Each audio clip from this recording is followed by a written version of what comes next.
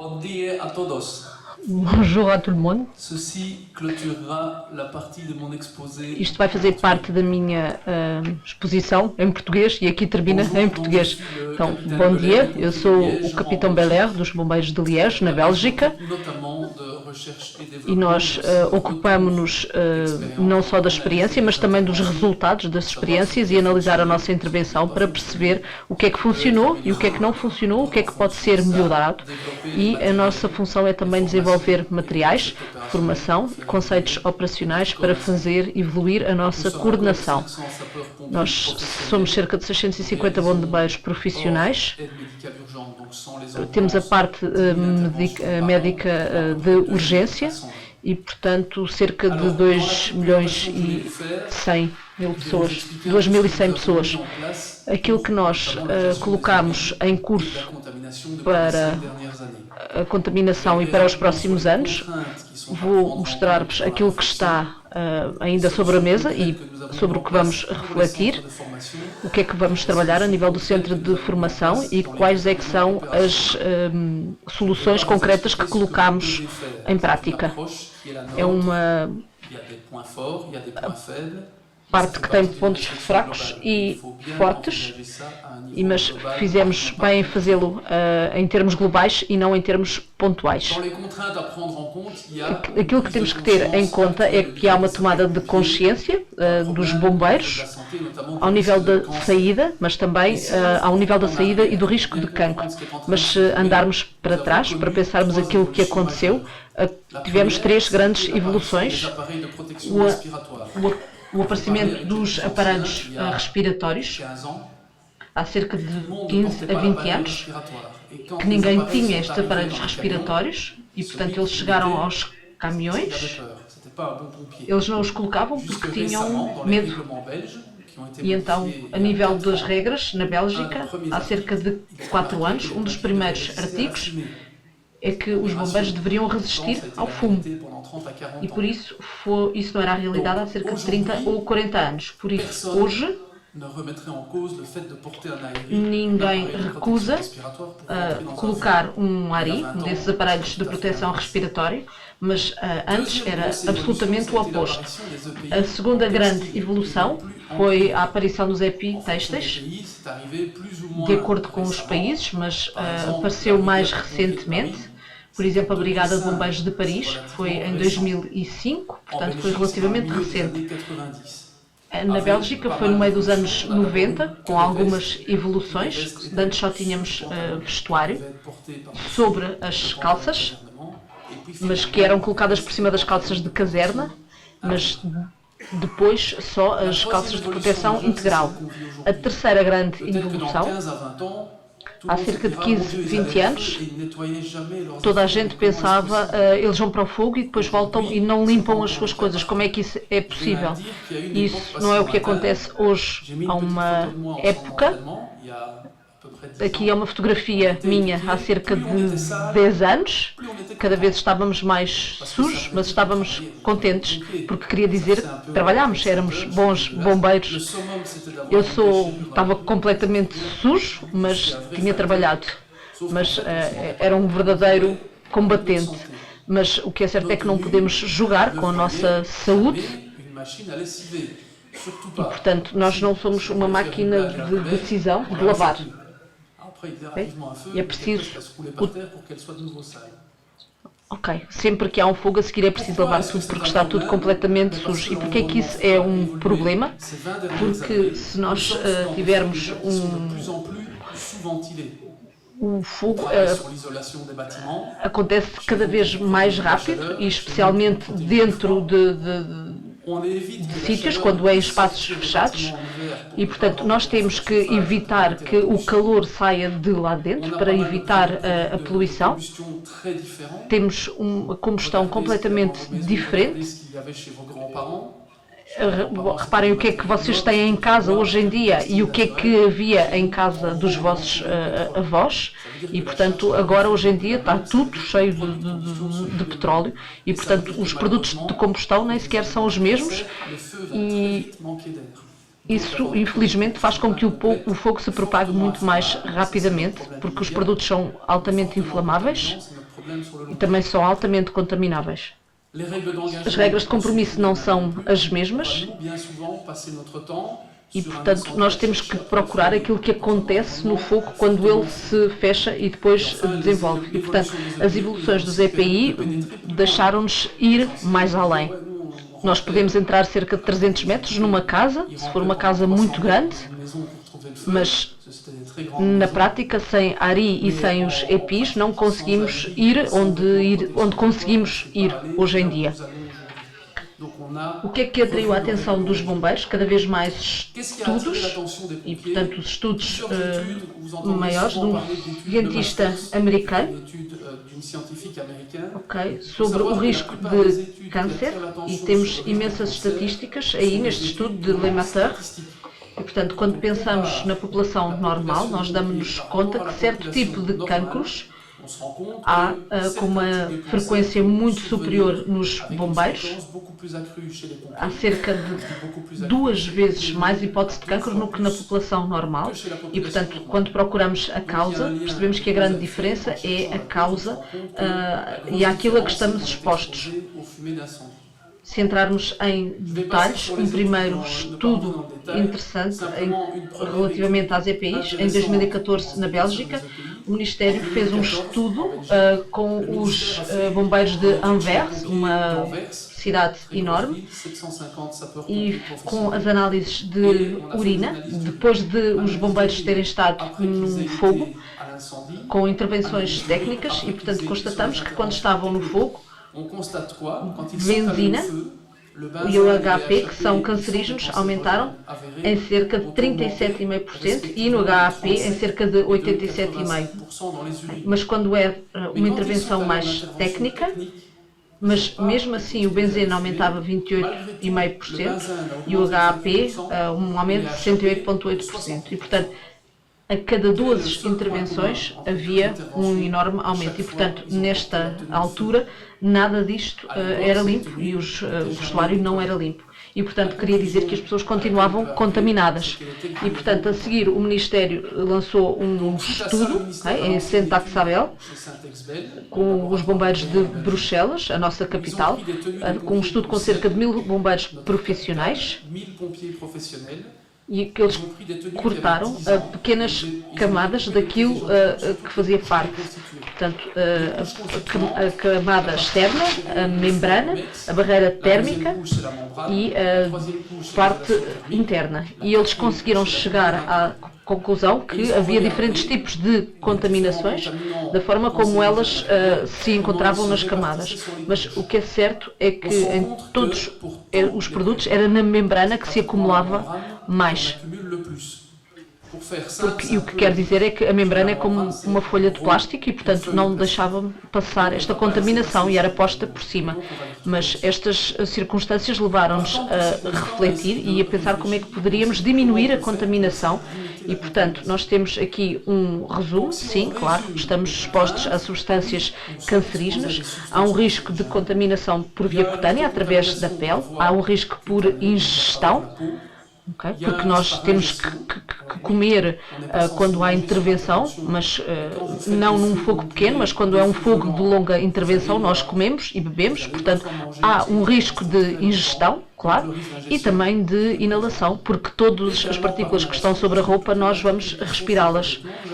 Relativamente à função e à duração da exposição, é preciso perceber que tipo de concentração e de contaminação, também a temperatura aumentar, há maior risco de absorção e, portanto, está quente, está úmido e nós transpiramos e, portanto, há alguns períodos em que isto acontece com muito mais frequência e há uma altura que é a pior altura do momento, quando há a combustão a acontecer em completo e quando temos todos os gases e não temos nenhum tipo de proteção com máscara. E, portanto, também temos o risco de contaminação cruzada, a contaminação indireta. A contaminação direta é quando entramos no fogo. A indireta é aquela de todos os dias. Quando subimos para o caminhão quando vamos a uma estação de serviço, quando vamos quando estamos num caminhão em que houve contaminação, em que houve material que está sujo. E, portanto, aí não temos nenhum tipo de precaução e, portanto, o nosso tempo de exposição acaba por subir.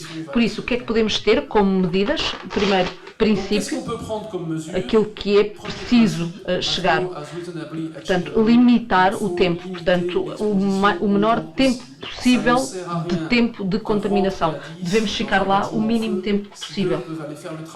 E porque senão vamos ficar contaminados por nada. Limpar os veículos, limpar as cabines e nunca repor material sujo, limpar as EPI, os materiais, as pessoas. Portanto, é preciso tomar um duche, não utilizar os vestuários que utilizamos durante o fogo em sítio nenhum, é preciso ventilá-los e colocá-los ao ar. Não entrar lá dentro e não deixar esses materiais no nosso espaço de vida. Aquilo que utilizamos no fogo não é para utilizarmos quando vamos fazer um desencarceramento ou ajudar numa ambulância. E, portanto, temos que ter processos de limpeza, okay? Temos que ter a traçabilidade das EPI. E, portanto, em termos de formação, o que é que fizemos? Temos 30 contentores de Furriel, temos contentores de formação e, portanto, temos que os colocar em espaço rapidamente, com a utilização de meios de proteção. Utilizamos nitrilo. Também por cima das luvas que utilizamos durante o fogo e, portanto, se houver algum tipo de risco de queimadura, é menor do que o risco de contaminação ao mesmo tempo. E, portanto, quando falamos de algo acerca do nosso interesse, temos que perceber o que é que acontece num contentor em que pode haver fogo. E, portanto, temos aqui contentores mais específicos e devemos evitar ao máximo a exposição à contaminação. E, portanto, temos que ter todos os EPIs necessários para um dia. E também todos os aparelhos respiratórios, os capacetes, as luvas e as botas. E, portanto, chegar ao fim do dia, retirar todas estas coisas e têm que ser limpas. Nós temos que ter alguns contentores específicos, um para os operacionais, outros para os estagiários. Quando fazemos o debriefing ou quando vamos à classe, temos que retirar tudo isso. Portanto, limpamos sistematicamente todo o vestuário que utilizamos ao fogo. Temos nos centros de formação. E, portanto, utilizamos e limpamos regularmente os capacetes e as botas, os ARI e todas as toalhas. E, portanto, temos aqui uma câmara de contacto, é um pouco exagerado, mas há um circuito para nos despirmos.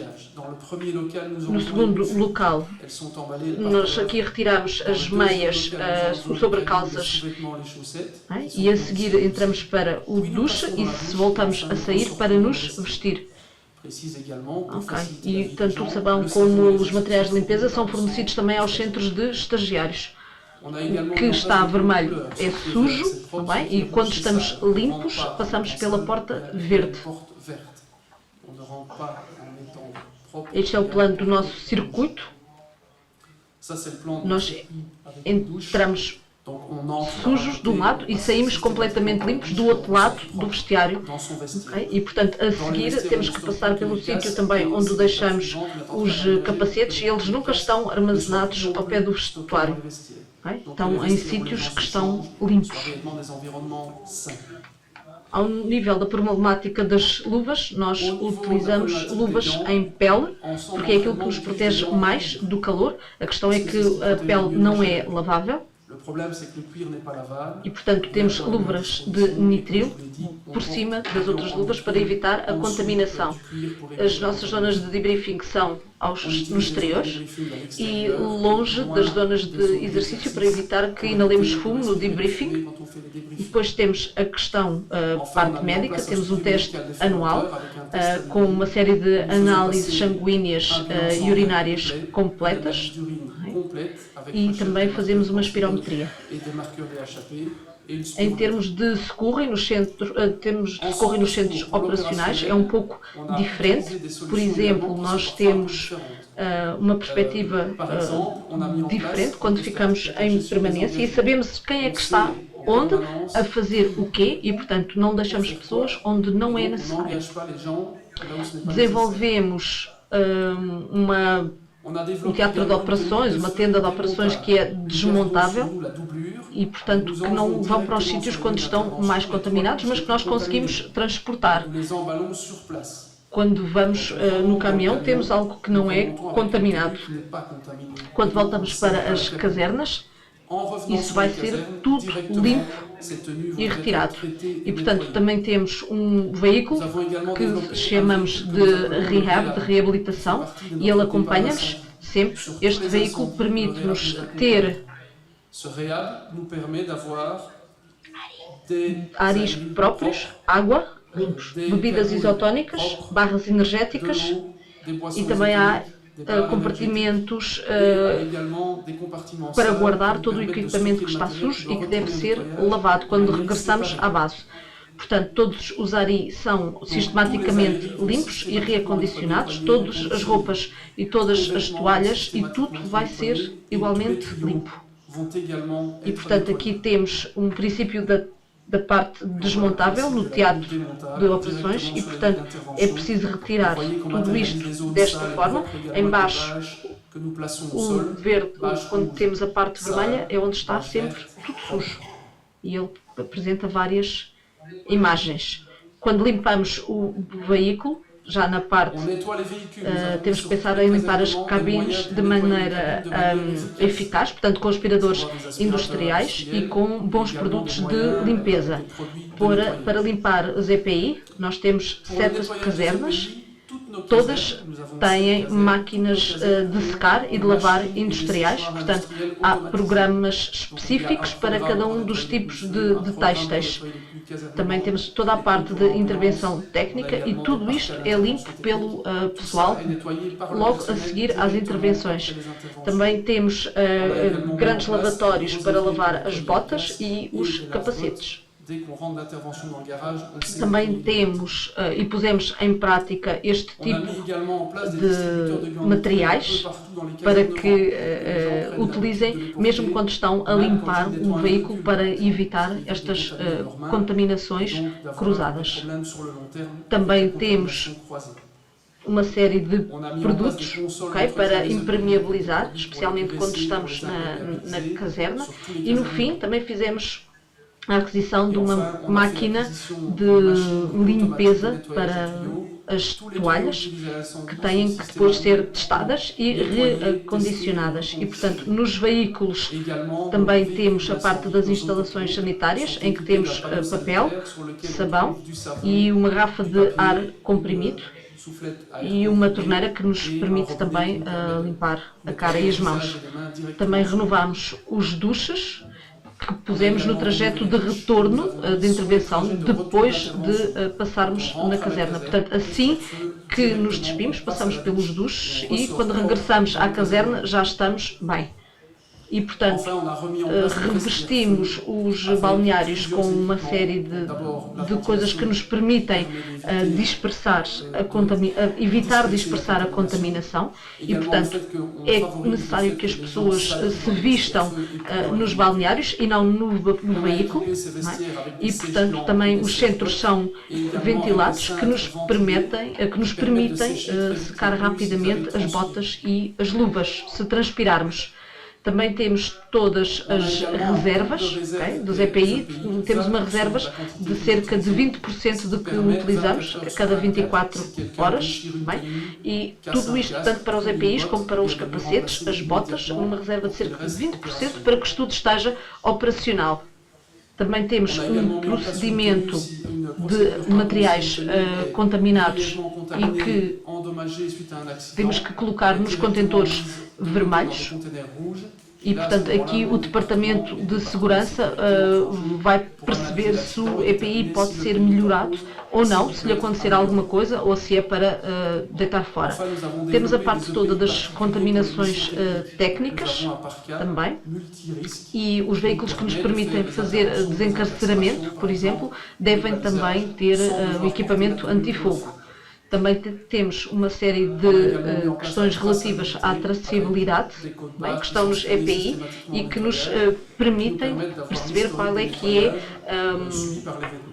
isto é o diapositivo para acordar toda a gente e, portanto, a questão médica e, portanto, é importante, isto foi implementado pelos formadores, a questão das análises clínicas ao sangue, à urina, a espirometria